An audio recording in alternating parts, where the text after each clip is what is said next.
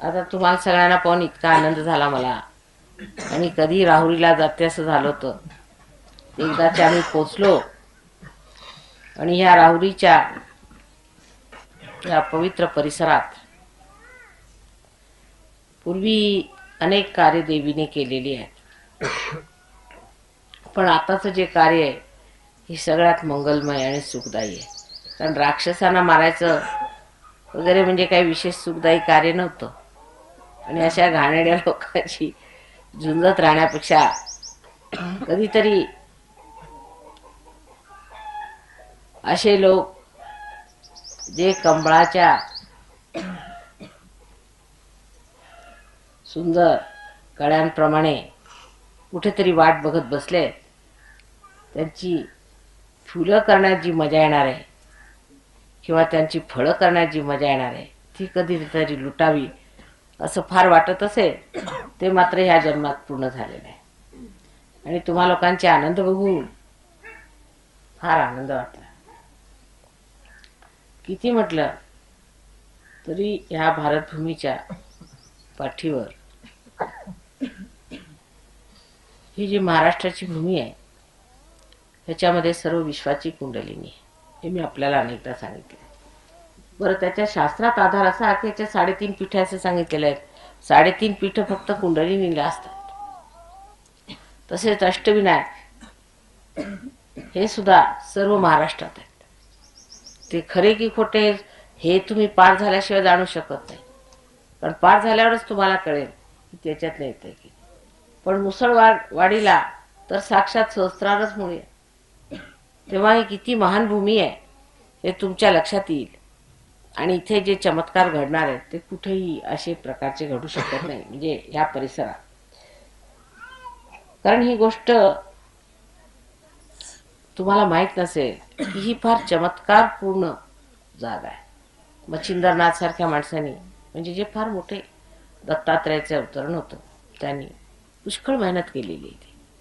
त्याच्या आधी या भूमीला शांडिल्य वगैरे अशा मुनींनी पावन केलेले आहे. तेव्हा ही भूमी अत्यंत पवित्र आहे. इतकी पवित्र की श्रीरामाला आणि सीतेला सुद्धा पायातल्या वाहना काढून इथे यावं लागतं. तेव्हा अशा पवित्र भूमीवर तुम्ही बसलेले आहात म्हणजे अत्यंत भाग्यवान आहात. आणि ते भाग्य विशेषच उजळायला आलंय आज, कारण एक तऱ्हेने थोडीशी सुबत्ता पण आलेली आहे. आणि त्या सुबत्तेमध्ये आता पोटापाण्याची विवंचना एवढी न राहिल्यामुळे परमेश्वरही लोकांना सुचू लागला. म्हणजे हे सुद्धा नशीबच म्हटलं पाहिजे, कारण सुबत्ता आल्याबरोबर सर्व घाणेरड्याच गोष्टी लोकांना सुचतात. चांगल्या गोष्टी सुचणं म्हणजे कठीण काम आहे. म्हणजे अजून तरी देवाला धरून राहिलेले असे बरेच आहेत या भूमीवर, आणि म्हणूनच आपल्याला इतके सहयोगी आजही एवढ्या सुबत्तेत दिसतात आणि ते इतकं मोठं कार्य करून राहिले.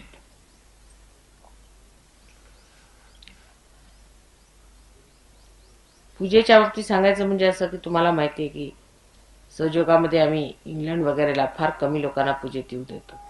आता ह्याच्यामध्ये 12 देशातले लोक इथे आलेले आहेत. पैकी प्रत्येक देशातनं फार तर 5-6 लोक असतील, किंवा काही देशातनं 10-15 असे लोक आहेत. पण त्याच्यातले फार कमी लोक आम्ही पूजेला येऊ देतो. त्याला कारण असे आहे की परदेशाला आता धर्म काय भावना ती राहिलेली नाही. त्यांच्यावर अनेक हल्ले झालेले आहेत, आणि त्यातले असे घाणेरडे हल्ले आहेत की त्या हल्ल्यांमुळे लोकांना धर्म काय किंवा चांगुलपणा काय किंवा पावित्र्य काय त्याची कल्पनाच राहिलेली नाही.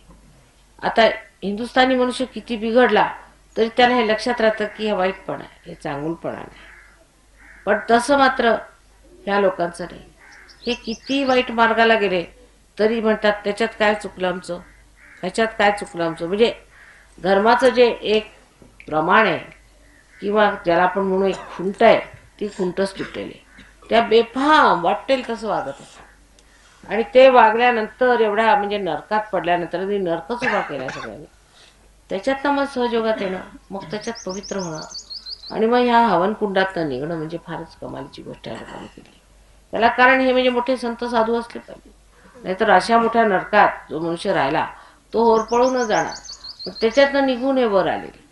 पण तुमचं तसं नाही. तुम्ही अजून सुद्धा पवित्र वातावरणात वाढलेले, बाळबोध घराण्यातले संभावित लोक. त्याच्यामुळे तुमचं काही विशेष बिघडलेलं नाही. थोडं बहुत इकडे तिकडे काय बिघडलं असेल तर सहयोगाला कठीण जाते. पण एकंदर आपण सुचारू रूपाने राहतो आणि आपल्यात फार बाळबोधपणा आहे, त्याचा आपल्याला लाभ आहे. पण ह्यांची जी चिकाटी आहे, ह्यांची जी मेहनत आहे आणि ज्या जोमाने हे सहयोगात लागतात, तसं मात्र इकडे दिसत नाही आपल्याला. कारण आपल्याला जे सोप्यात मिळतं त्याची आपल्याला कदर लागत नाही. इथे म्हणजे पार व्हायला तुम्हाला तर दिसेलच, खेडेगावात 6,6, 7,7 हजार माणसं पटापट पार होतात. पण तिथे एका माणसावर मला 5-5 महिने लागतात, हात मोडतात माझे. तेव्हा इथल्या लोकांना सहयोगात काय आम्हाला मिळालं हे समजत नाही. एकदा गगनगड महाराज त्यांना भेटायला पुष्कळसे सहयोगी गेले होते. तर गगनगड महाराजांनी त्यांना सांगितलं की मला एकंदर 21,000 वर्ष लागले व्हायब्रेशन्स येण्याला.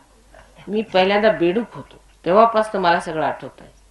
आणि बेडकापासून हळूहळू मी मानव झालो, तेव्हापासून मी परमेश्वरालाच म्हणत होतो की परमेश्वरा मला कसं तरी करून चैतन्य दे. करता करता मानव झाल्यावर सुद्धा मी फार तपश्चर्या केली, अनेक हजारो वर्ष तपश्चर्या केली. म्हणजे 21,000 वर्ष तुम्ही बघा, म्हणजे किती असतात ते. आणि मानव बनून सुद्धा मी म्हणे 12,000 वर्ष तपस्या केली. आणि 12,000 वर्षानंतर आत्ता 2 जन्मापूर्वी मला व्हायब्रेशन हाताळायला लागले. तेव्हा आता हे 3रा जन्म माझा व्हायब्रेशनचा असल्यामुळे याची मला महानता आणि मोठेपणा माहिती. आणि तुम्हाला माताजीने असं फुकटात दिलेलं आहे सगळं. तेव्हा मी त्यांना पुष्कळदा विचारतो की तुम्ही असे कशाला फुकटात सगळ्यांना वाटत चालले, त्यांना काही अक्कल तरी आहे का, त्यांना काय मिळते. तर माताजी म्हणतात की आमची मर्जी, असं समजा तुम्ही. ते आपल्या हसून असं सांगतात, पण तशी गोष्ट नाही. वेळ आलेली आहे, देण्याची वेळ आली आहे. देण्याची वेळ आली म्हणजे सर्वांना द्यावंच लागणार.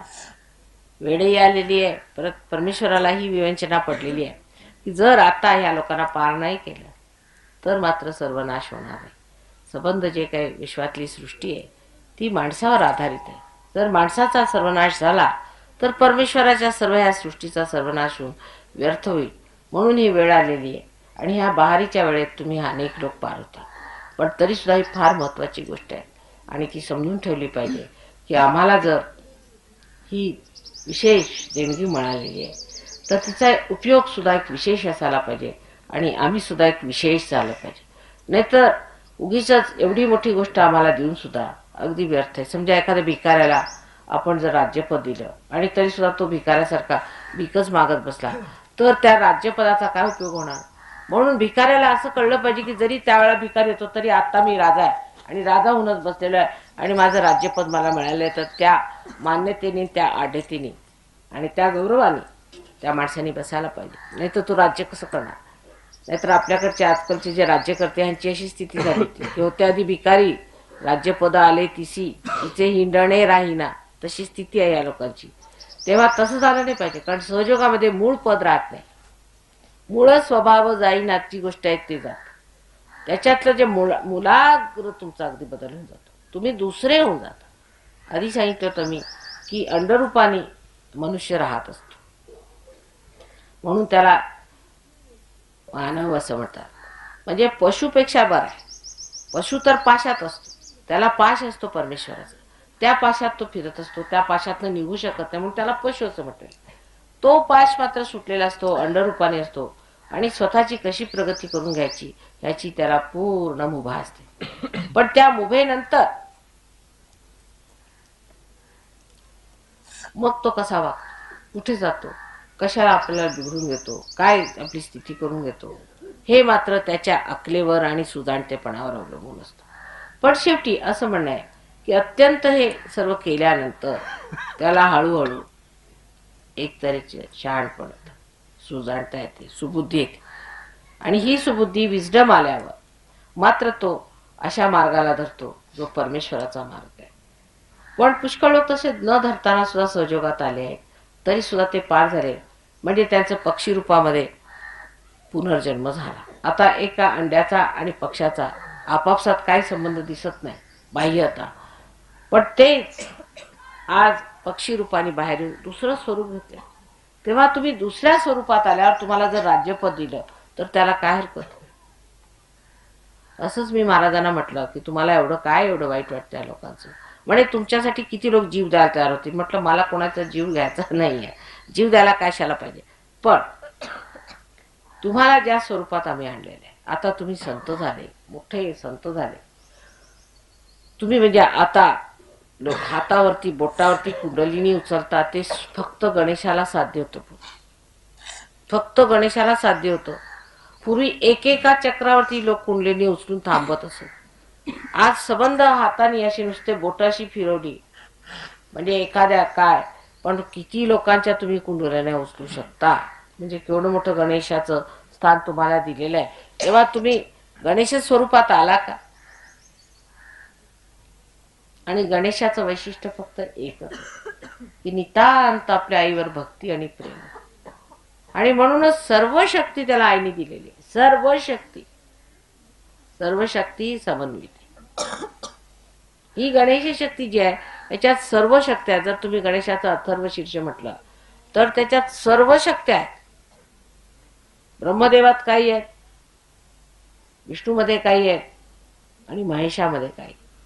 पण ह्या सर्व शक्त्यांचं जे काही सार आहे, तत्व आहे, ते गणेशामध्ये. त्याला कारण असं आहे की आई ही जर परमेश्वराची सर्व शक्ती असली, त्या शक्तीचं सार सगळंच त्या तिने आपल्या मुलांना दिलेलं आहे, तर त्या सर्व शक्त्या त्या गणेशामध्ये. तेव्हा आपल्याला आईने गणेश स्वरूप केलेलं आहे, गणेशासारखं जन्माला घातलेलं आहे. आणि आता आमची कुंडलिनी जी त्रिकोणाकार अस्थिबंध निघत होती ते आता पोटात निघायला पाहिजे. जशी गणेशाची कुंडलिनी त्याच्या पोटात, तशी आता त्या त्रिकोणाकार अस्थितनं निघून ती पोटातनं निघायला पाहिजे. तेव्हा मात्र खरे आम्ही संत होऊ. पोटातनं निघाली पाहिजे म्हणजे काय, त्याचा अर्थ असा आहे की जेव्हा कुंडलिनी पोटातनं निघाली म्हणजे आपले जे काही आजपर्यंत आपण जे परमेश्वराला शोधत होतो, आधी आपण ते पैशात शोधत होतो किंवा आपण आधी खाण्यापिण्यात शोधत होतो, मग पैशात शोधू लागलो. हे जे नाभीचक्राची जेवढी कार्य होती पूर्वी, ते आता म्हणजे साक्षात कुंडलिनी स्वयं तिथे बसले. म्हणजे आपल्याला आणखीन कसलाच शोध नाही, आपण नुसत्या कुंडलिनीवर बसलेलो. ही जेव्हा स्थिती होईल तेव्हा आपण मान्य केलं पाहिजे की आपण खरंच परीक्षेला उतरलो, आपण खरंच संत झालो आणि ह्याच्यावर आता आपल्याला कुठे जायचं. So may God bless you. Let's have a puja today. And this puja